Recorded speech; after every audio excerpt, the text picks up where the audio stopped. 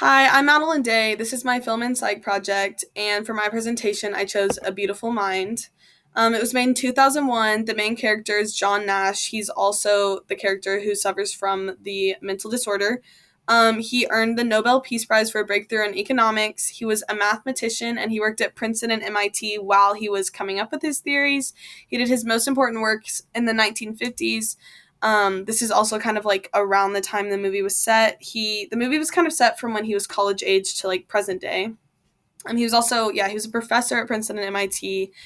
It didn't really show any of his childhood. It just showed kind of like college through adult, like marriage, retirement. Like it just showed the rest of his life.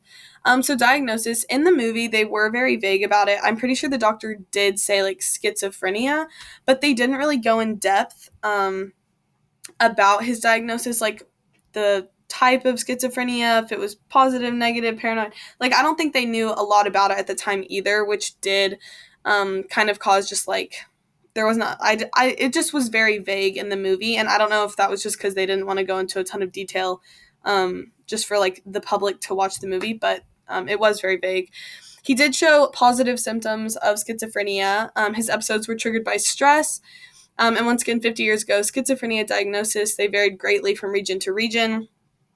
So some doctors could have given you like one drug, some could have given you completely others, some might have just like talked you through it, put you in a mental hospital. It was just very like all over the place. And then the DSM changed that in 1999 when they introduced a standard. Um, in other cultures, I don't think that they would diagnose this, especially in this time period, just because I know some cultures, like if you have any type of mental disorder or anything like that, they see you as just kind of like less and they just kind of like toss you to the curb. So I don't think all the like effort would be put into diagnosing someone in other cultures 50 years ago to 80 years ago. I just feel like it wasn't as advanced, I guess, which we still even now don't know a lot about schizophrenia, like what causes it and things like that, but we knew even less in the 50s. So today, symptoms must be present for at least 6 months. You have to consider the environment they're raised in, which we really weren't able to see in the movie. And then I would also diagnose John Nash with paranoid schizophrenia. So evidence in the movie, he showed positive symptoms of schizophrenia. He had hallucinations, delusions, and paranoia. Missing symptoms, he didn't really have any negative symptoms, which would be, I think, alogia is how you pronounce it. And it's when you don't really have the ability to speak due to your schizophrenia. Your words don't really come out as words. You just can't really speak. So treatment. In the movie, this was also kind of confusing to me. They did, when he was first brought in by the doctor and diagnosed, they kind of like sedated him and strapped him to this table.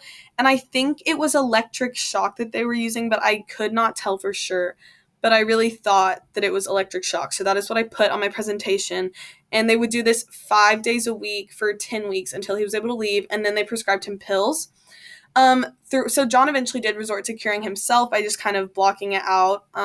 He stopped taking the pills. When he was on the pills, he just didn't function the same. He wasn't able to care for his child, like be, I guess, kind of like emotional with his wife and just like attached to his wife, like be there and like support her.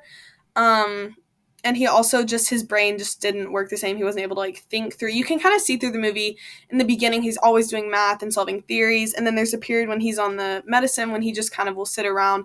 And then once he's back off the medicine and he kind of like treats himself, I guess, by just his own brain, he's back to like doing all the theories and writing all the math.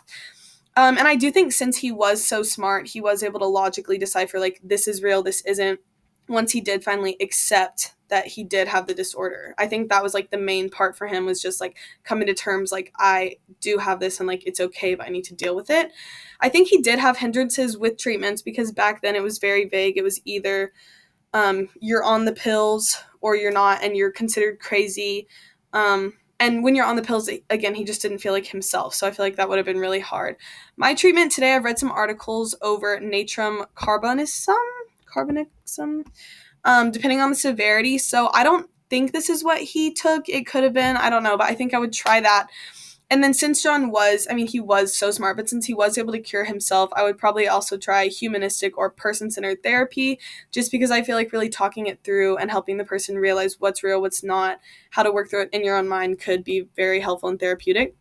So broader perspectives, I think the portrayal in this film was probably pretty accurate. I don't think his case was too severe.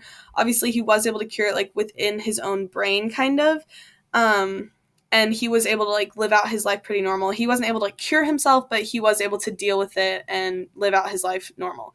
The portrayal of crazy and incurable in many other movies, I feel like that's really not the case. I think in a lot of horror movies and things like that I've seen, they just show schizophrenic characters and they go off the rails and there's just no saving them. And I think that's really not true. I think that it's normal people that just also have this condition and it can be easily cured. I think it's just very stigmatized disorder where people have many preconceived notions that are not true. Like even in the videos that we watched in class, you can clearly see like a little bit of medication or a little bit of therapy can like really help people through it. And this is all my citation that I used throughout the presentation and my empirical articles.